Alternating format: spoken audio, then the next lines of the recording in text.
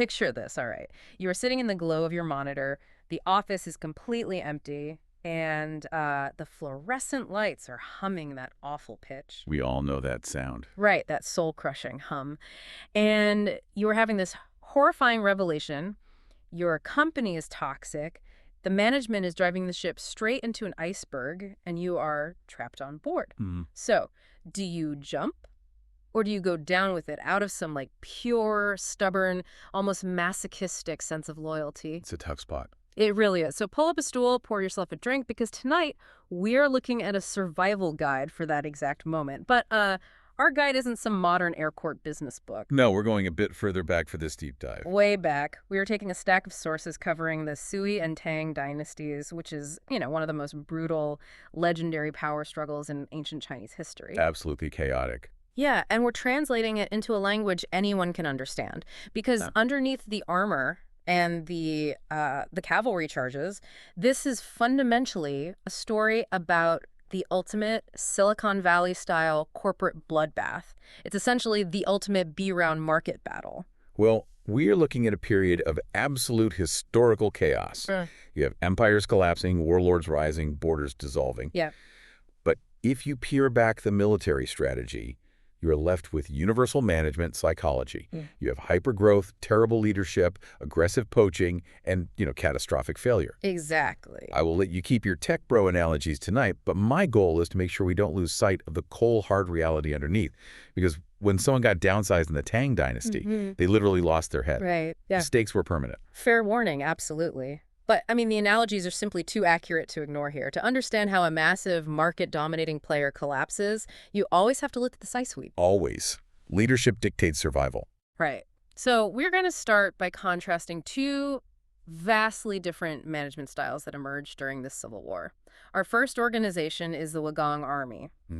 Before the Tang Dynasty fully consolidated power, Wagon was like the hottest unicorn startup on the map. It was a massive rebel force, and everyone who was anyone wanted to join them. They had massive momentum. Huge momentum. But then they were completely ruined by an airdrop CEO, a guy named Li Mi. An airdrop CEO is a very specific type of disaster, right? Worst kind. Because Li Mi didn't build the Wagong culture from the ground up alongside the original founders. He came from an aristocratic background, parachuted into the top spot to scale the operation, and he just fundamentally misunderstood what made the group cohesive in the first place. Yeah, he was a walking masterclass in brain-dead operations. Definitely. The sources outline how he basically alienated the original founders to consolidate his own power. He essentially created a culture where his subordinates were terrified of being purged. Constant paranoia. Exactly. If you performed too well, he saw you as a political threat. If you failed, you were executed. So the internal politics became so vicious that no actual work was getting done. Everyone's just trying to survive the boardroom. Right. Now compare that to the rival firm emerging right next door, the Li Tang Group, led by a young commander named Li Shimin. I look at Li Shimin and I just see the ultimate super product manager. Let's break that down a bit. Why a product manager and not just a visionary CEO? Because Li Shimin focused on the underlying logic of the team, not his own ego. He slept in the same tents as his men. He rewarded actual battlefield results instead of just political maneuvering. He was in the weeds with them. Exactly. And most importantly, he didn't rely on what the ancient Chinese called painting big flatbreads. Painting big flatbread? Which might be my favorite ancient phrase ever. It is the historical equivalent of management promising the team a pizza party instead of a year-end cash bonus. Right. It's creating the illusion of a reward without actually handing over the dough. Literally handing over the dough. Yeah, Li Shimin didn't do that. He fostered a culture the sources describe as thirsting for talent. He found the best guys, he respected them, and he paid them in land, titles, and actual wealth. Well, what Li Shimin was engineering on the battlefield was psychological safety. Right. In modern organizational psychology, that is the holy grail. But imagine trying to establish that during a violent dynastic transition. It sounds impossible. When the market is chaotic and your competitors are executing their own generals out of paranoia, offering absolute psychological safety becomes your strongest recruiting tool. Oh, for sure. It means your officers can speak up about strategy, they can take calculated risks on the front lines, and they can occasionally fail without the fear of immediate execution. And that psychological safety, it triggered an absolute avalanche, like a massive market-shifting talent exodus. Talent always moves towards safety. Right. The heavy hitters across the country realized their current bosses were running failing organizations, and they orchestrated a bring-your-own-guns defection. They smell the cultural rot before anyone else, and they act on it. They smelled the smoke, and they ran for the exits. Let's look at the roster of who jumped ship here. You have Qin Can and Cheng Yaojin. Two massive figures. Yeah. And in our modern corporate framing, Qin King is your core COO. He is the vanguard, the guy actually keeping the lights on and managing the daily grind. And Cheng Yaojin is your top operations guy, the one holding the line when things get messy. So they were working for a warlord named Wang Shichong, who ran the Luyang branch. The Luyang operation. Yeah, and Wang Shichong's Luyang operation was the textbook definition of a zombie enterprise. Let's ground that concept for the listener. Sure. A zombie enterprise, historically or today, is an organization that is technically still moving, but it's already dead. It's just shambling along. Right. Wang Shichong's regime was built on fake hype, historical momentum, and just constant internal friction. Instead of focusing on logistics or strategy, he was issuing fake decrees and relying on superstition and paranoia to keep his men in line. It was a hollow shell just stumbling forward. So the COO and the ops guy look around, realize there is absolutely no future here, and they jump ship to the Li Tang group. A smart move. Totally. And then comes the killing blow, right? Luo Cheng defects. The sources paint Luo Cheng as the absolute industry-ceiling, top-tier tech guru. He was unmatched. He is the martial arts equivalent of a 10x developer. He's the guy whose combat code is the entire backbone of your military product. He just leaves the zombie company, walks straight across the battle lines, and goes to work for Li Shimin. Which brings up a very modern dilemma about the nature of the workforce. It really does. And here is my theory on this. I think loyalty in the traditional corporate sense is a total scam. The scam. Yeah. When you look at Qin Sheng, Cheng Yaojin, and Luo Cheng taking all their institutional knowledge, their tactics, their men, and just walking over to the rival mega corporation, it feels ruthless. But honestly, isn't jumping ship with your entire client list just the smartest play you can make? Well, if we frame this through the lens of labor economics, it is not about betrayal. It is a rational market correction. Loyalty to a dysfunctional, paranoid system isn't a virtue. It's simply enabling bad management. Yeah, you're just propping up a bad boss. Exactly. When top-tier talent leaves a zombie company to become partners at a thriving enterprise, it proves the immense value of strategic mobility over blind allegiance. Makes sense. Wang Shichong broke the social contract first by running a toxic, dangerous regime. The market simply corrected itself by reallocating that human capital to Li Shimin, who was a leader who actually knew how to deploy it safely. Man, I love the absolute coldness of the phrase reallocating human capital. It's accurate. It is. But the physical result of that reallocation was brutal. With this god-tier team fully assembled, Li Shimin launched a devastating market encirclement. Just choked him out. He just choked Luyang out entirely. He bankrupted Wang Shichong's entire operation. Game over. The market always wins. The market does win, but rational market logic has a massive blind spot. It doesn't account for emotional baggage.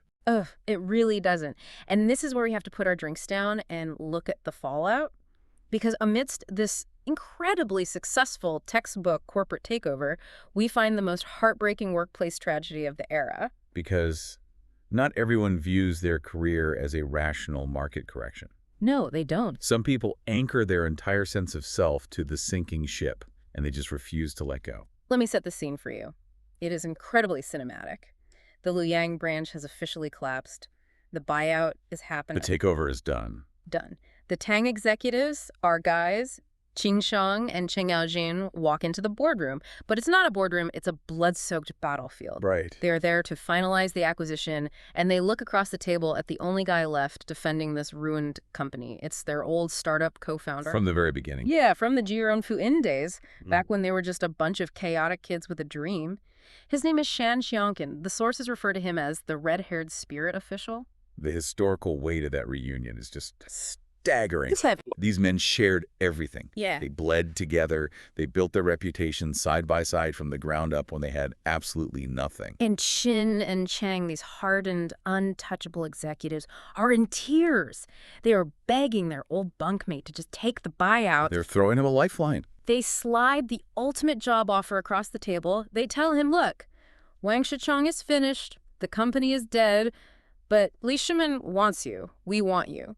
He will give you the top-tier compensation package. Let's restart the startup together. Just come with us. They're offering him a golden parachute right into the most successful organization in the world, surrounded by his best friends. Exactly. It is the easiest decision a rational person could make. But Shan Jiangshan's reaction is just deadpan gravity, Yeah. no anger, just a crushing desolation.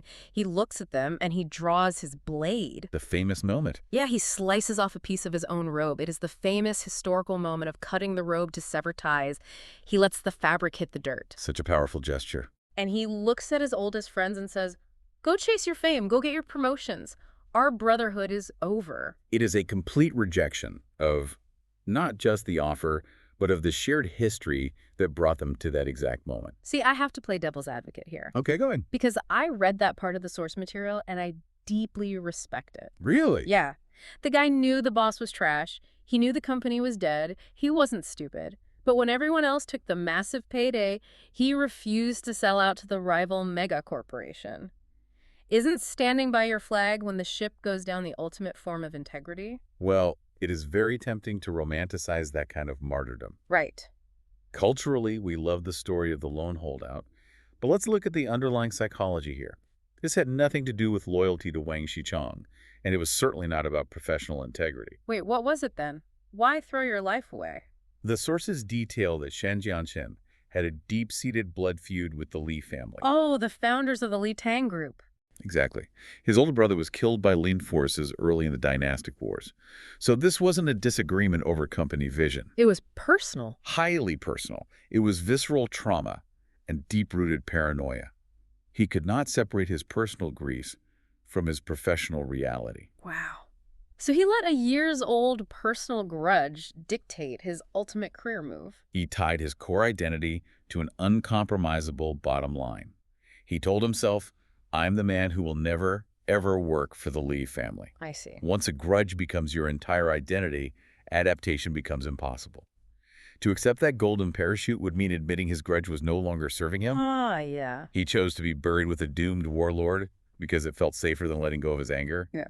It is a tragic failure to adapt, disguised as loyalty. Man, that hits entirely too close to home. It does. He would literally rather die than admit the market had moved on or that his grudge was holding him back. And in a corporate bloodbath, when you reject the golden parachute, there's only one exit strategy left. The hard crash. The hard crash. And it is the inevitable conclusion when you refuse to read the room. Yeah. The sources outline the grim finale.